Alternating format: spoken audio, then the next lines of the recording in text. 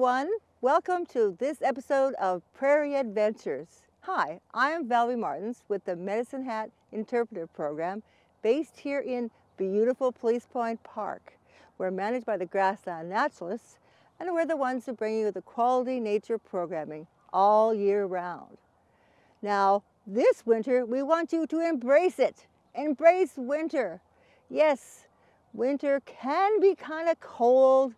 And what happens? Well, we retreat, we hibernate. And we want to motivate you so that you will get off the couch, get outside, because being outside, it's healthy. Yes, it's good for you and for me. It's good for everyone. So we want you to enjoy it, and we want to give you some tips on how to do that. So first off, I have Lisa, who is going to be interviewing a special guest speaker on the health benefits of going outdoors. Lisa? Thanks, Valerie.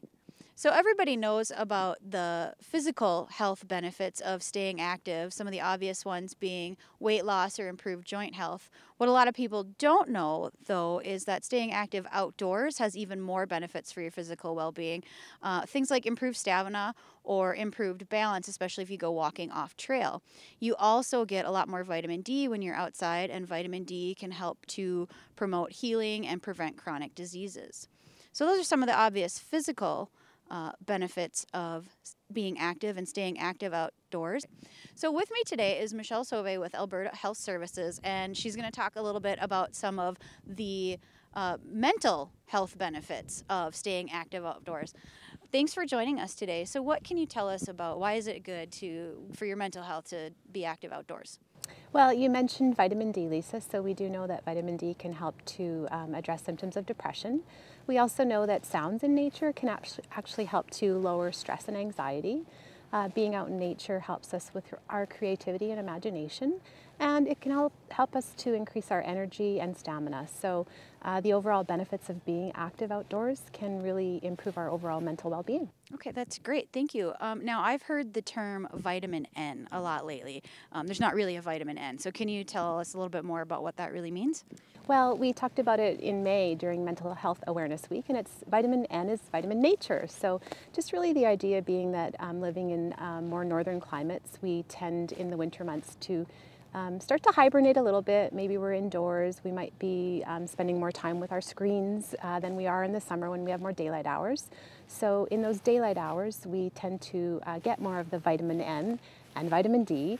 But when we start to hibernate, we see a reduction in our exposure to nature, and nature can, as we mentioned, really improve our mental health.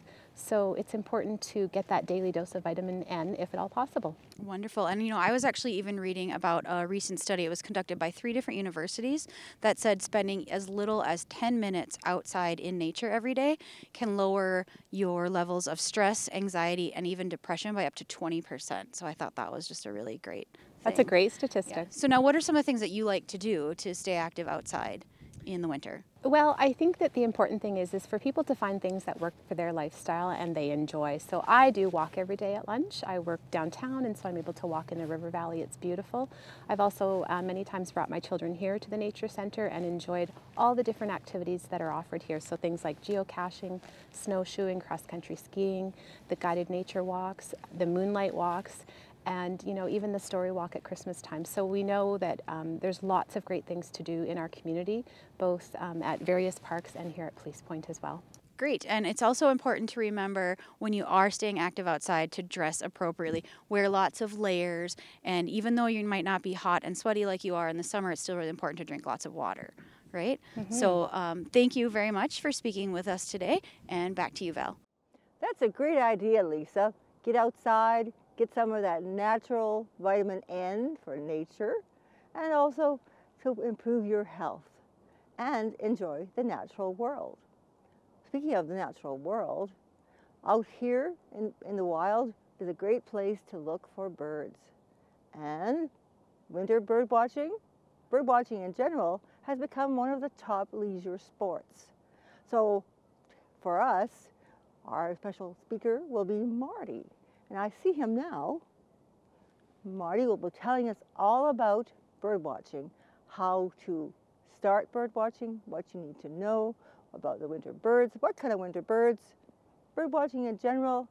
So take it away, Marty. Thanks, Valerie.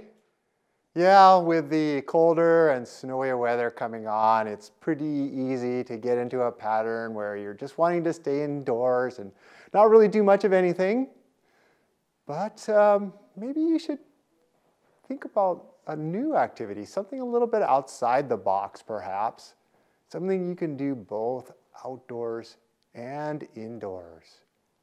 Maybe winter bird watching is for you.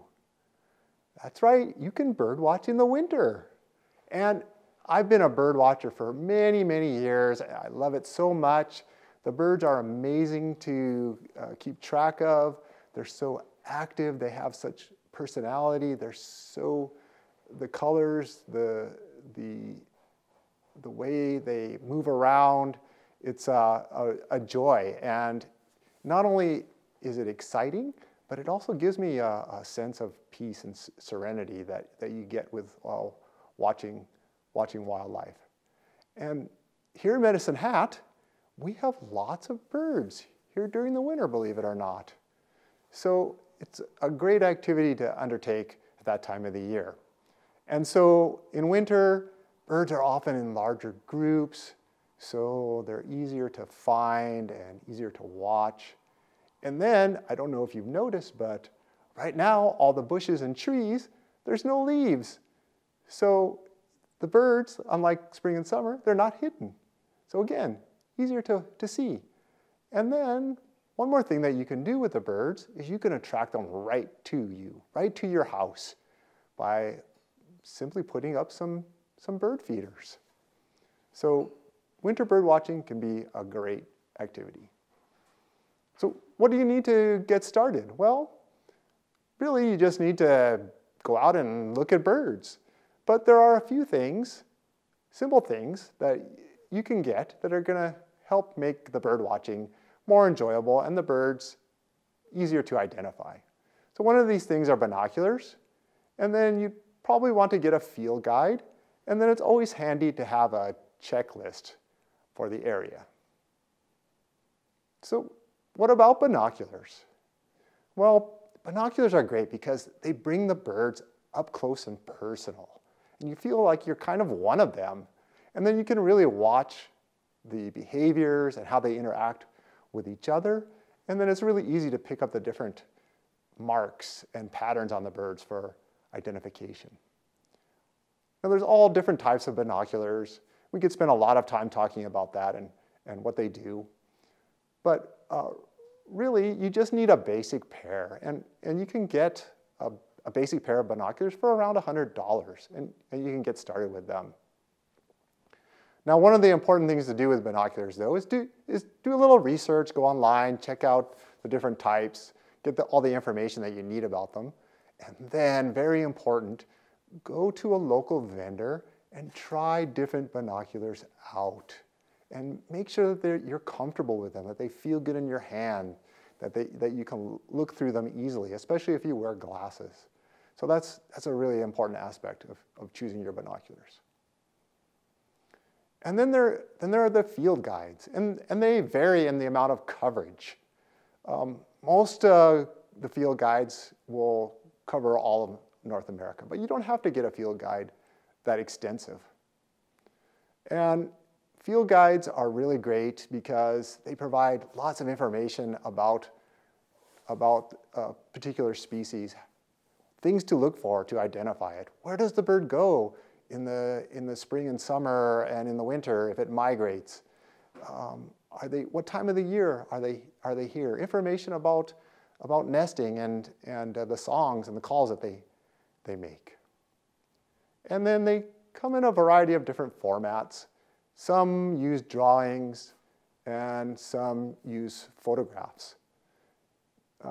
As far as beginners are concerned, it's always nice to have a field guide that covers a more local area. So that narrows the number of birds down to a select few and makes them easier to identify. And then usually birders prefer to use drawings over photographs. Both can work, but drawings tend to show the general characteristics of a species, whereas photographs will show the characteristics of one specific individual within that species. Now, you can go the book route. Books are great. You can carry them around. They provide really nice pictures. The thing about the book, though, is you want to make sure that it's going to be small enough to easily fit into a pocket so you can carry it around. But now we have the modern world, the modern technology, and a lot of us have smartphones. And yes, you can download an app, a bird field guide app. And it has all the information that the book will contain, but there's one aspect that makes it just a little bit better, perhaps. And that's they hold the songs and calls, and you can listen to them while you're out in the field, which makes it really handy any time of the year. Because birds, even in the wintertime, they're calling and they're talking, and you can learn how to identify them and enjoy them even more. Now, finally, there's the checklist. Now, okay, you've got your binoculars and you've got your book. Why do you need a checklist? Well, it narrows down the birds even more to a specific area. And then it also tells you in a little bit more compact format what birds are going to be there at what times of the year and how common they're going to be. So you can easily look through it and figure that out and then go back to your book. Also, you can keep track of the birds that you see using a checklist. And you can keep track for each year or each month or however you want to do it. It makes it a lot more fun. Now, one thing nice about our area is the grasslands naturalists, our managers, the bird watchers in the group, have developed a checklist for southeastern Alberta. And you can get it here at the Nature Center. Just drop by during our normal business hours, which are Tuesday through Sunday, 9 to 5, and you can pick one up. And it's free. You don't have to pay for it. So it's a nice handy tool to have to go along with your field guide and with your binoculars. All right, now you want to enjoy the birds. So you've got your equipment, you're ready to go out or do stuff even from indoors. So what do you need to do there? Well, try putting up some bird feeders. And with the bird feeders, they're going to bring the birds in close to you. So you don't have to work hard to go out and find them. And we could spend a lot of time talking about bird feeders. There's a whole variety of them, different food that you can put out for the birds. You can put out heated baths, all kinds of things. But really, what you need to do with your bird feeders is make sure you put them near a large window so that you can enjoy the birds when they come to feed. And then it's always nice to position the feeders near some kind of escape cover that the birds can fly into if they feel threatened. Now, bird feeders are kind of an indoor activity, which is fine. A lot of experts are saying now that if you are getting exposure to light through a large window, that can help with some of the winter light deprivation issues that impact us. So once you have your bird feeder set up, you can take that to another step. There's a citizen scientist program called Project Feeder Watch. It's an international program, and here in Canada, it's operated by Bird Studies Canada. And if you want more information about the program, you can go to their website, which is displayed on the screen. Now, what they want you to do with Project Feeder Watch is monitor your bird feeders 2 consecutive days per week and count all the birds that come during that time. And they want you to do this from November through April. And the reason for this is a lot of these programs, you have informed citizens doing what the scientists cannot do, be everywhere. And so it provides valuable data about winter bird distributions and population trends that scientists use. And it's a really nice program that you can do with your kids or grandkids. You can also, if you're a teacher, if you can set up bird feeders outside of your classroom, you can even do it at the school. Now here at the Nature Center, our Project Feeder Watch days are Friday and Saturday. So if you want to help with our counts, you can come on those days. But if you just want to come down anytime during the winter and enjoy the birds, just come when we're open and we have our bird feeders set up all winter long. Now, as far as getting outdoors, you can always do a bird excursion with the Grasslands Naturalists. So they do trips of all kinds throughout the year, including bird watching.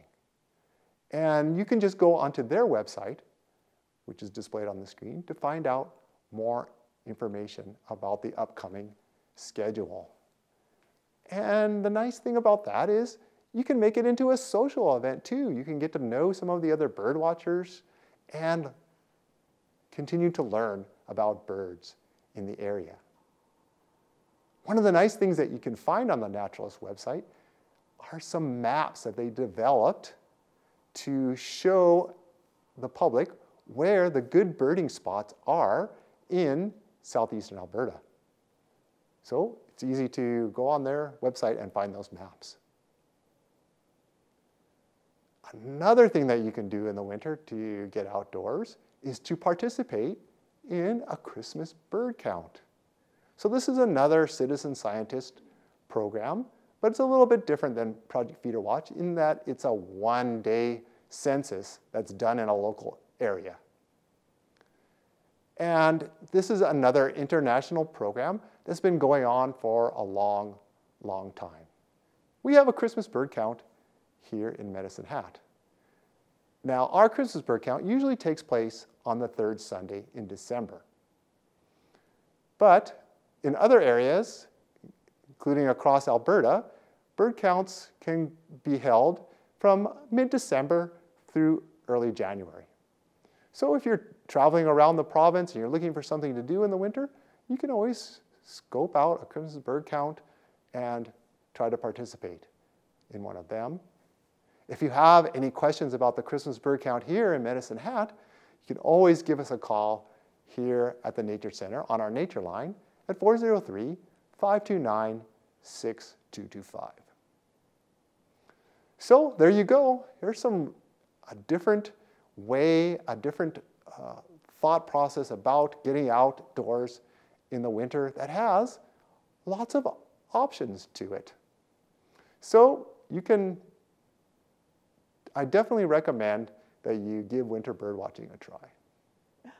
Thank you, Marty. That was a marvelous presentation on winter bird watching. Now we have all we need to know and a little more.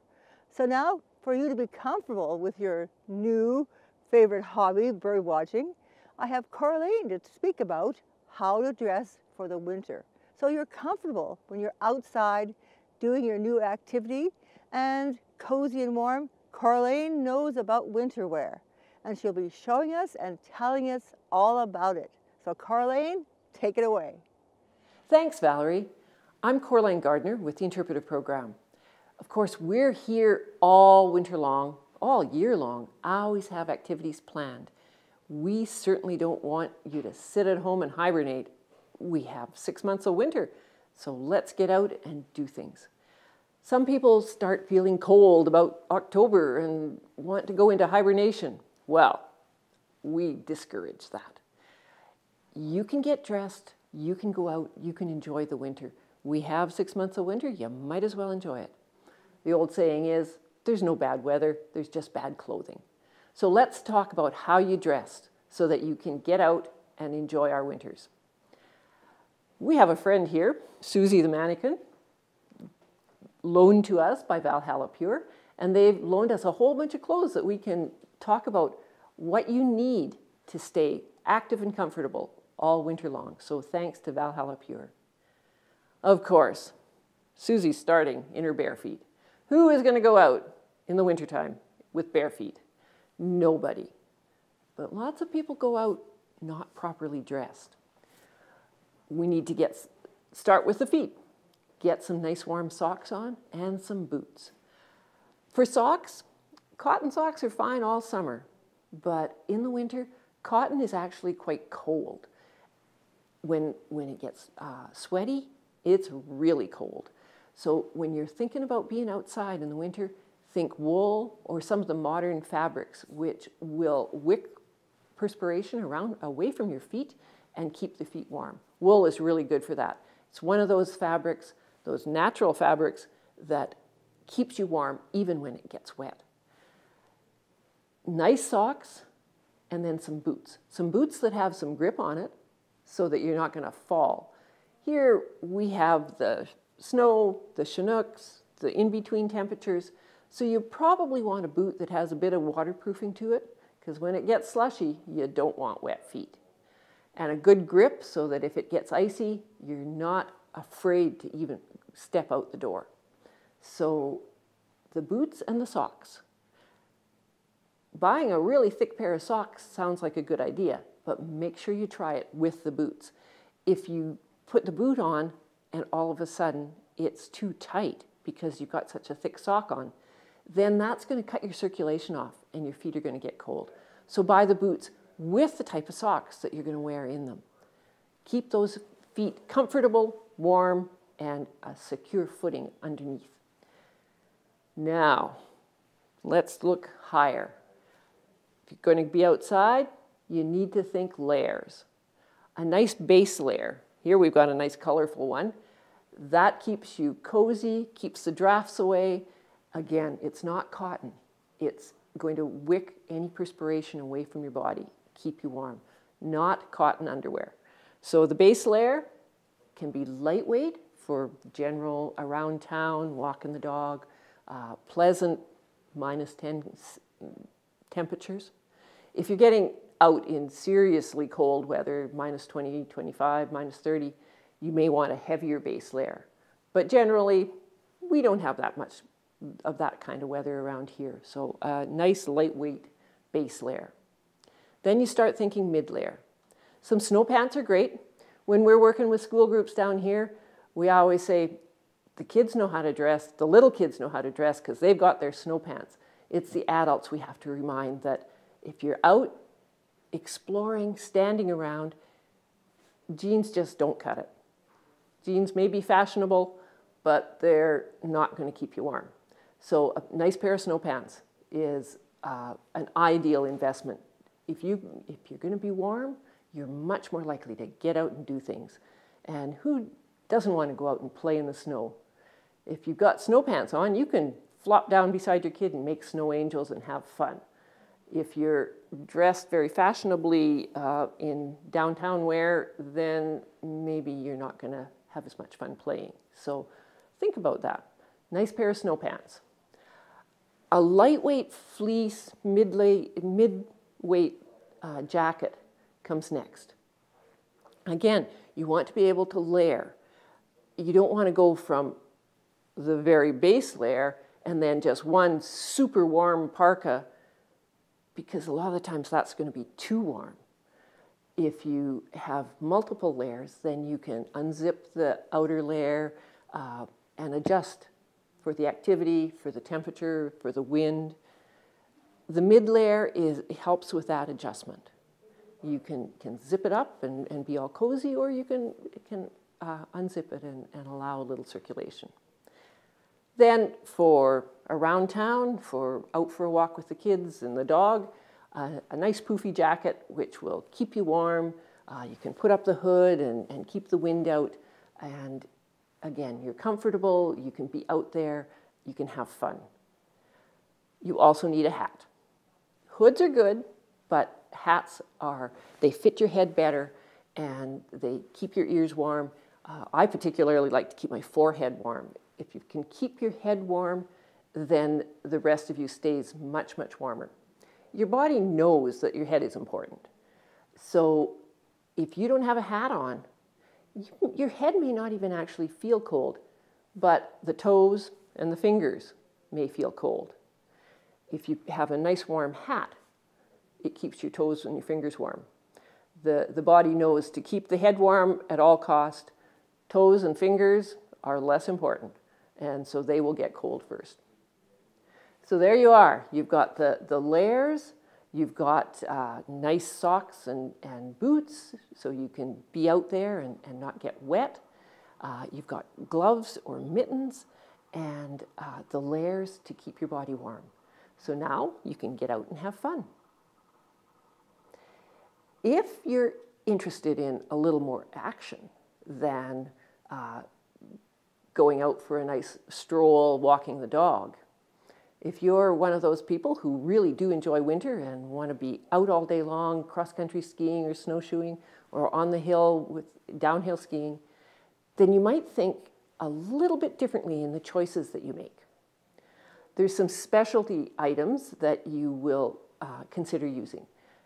It's the same principles: good socks, good boots, base layer, depending on the temperature, how heavy that base layer is, snow pants.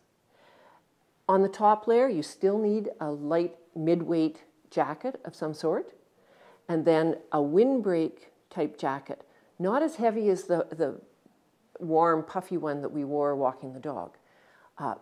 As you're out there and active, you're going to be quite warm, and so you're going to want to have some variations available.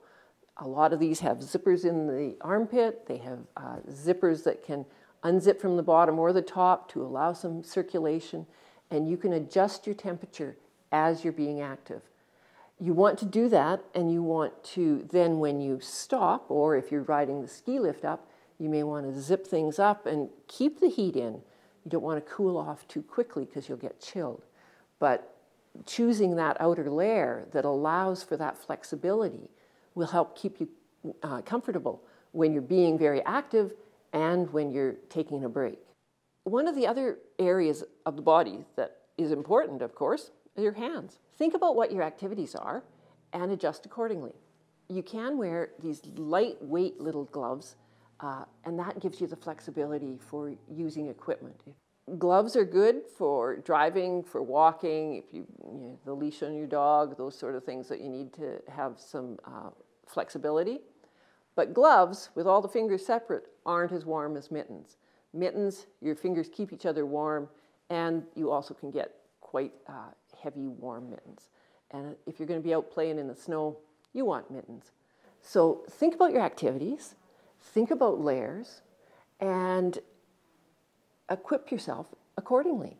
There's no reason why we need to hide inside and hibernate. We've got a beautiful world out there and beautiful seasons, so we might as well enjoy them.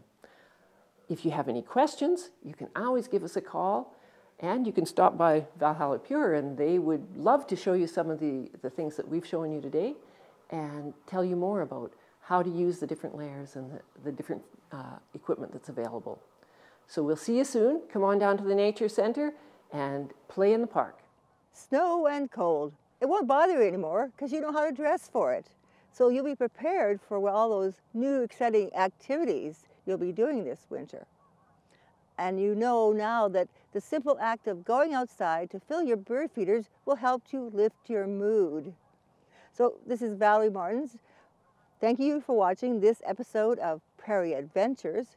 If you have any questions about anything we've talked about today, or if you have any other nature questions, feel free to phone us on our nature line, 403-529-6225, or you can come down and visit with us, or we are also on Facebook and on Twitter under Police Point Park.